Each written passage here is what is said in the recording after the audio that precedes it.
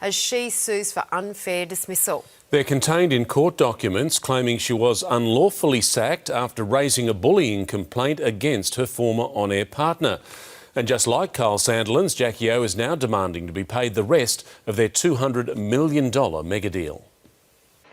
Jackie O Henderson making the next move. The radio queen claims she was unfairly sacked, taking action in the federal court, seeking at least $82 million in lost earnings. But the real devil is in the detail. She insists her sacking came after she raised bullying allegations against her former co-host, Carl Sandilands. ARN telling the ASX, Ms Henderson sent a complaint letter noting she cannot continue to work with Mr Carl Sandilands. It is alleged that the complaint letter involved the exercise of workplace rights and that her contract was terminated because of that. ARN has to now prove that they acted for reasons other than that.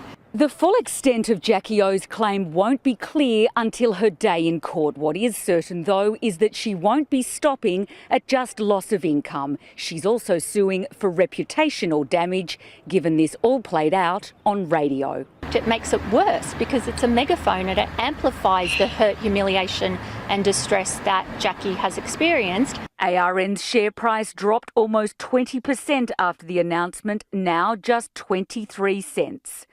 Clementine Cuneo, 7 News. For top-rating Kyle and Jackie O show. She's seeking compensation of at least $82 million after she made bullying complaints against Kyle Sandilands and her contract was terminated.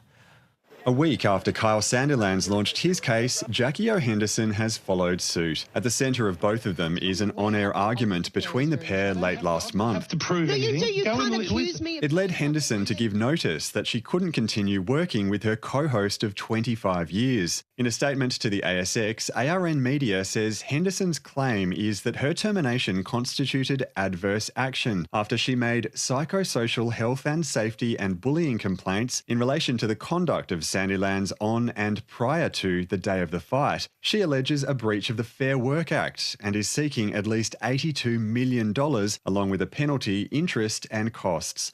ARN disputes the claims. The complaint and the workplace right that she's asserted can't be an operative reason for the termination, and that's their responsibility to make that out. Jackie doesn't have to prove they did it because of the complaint.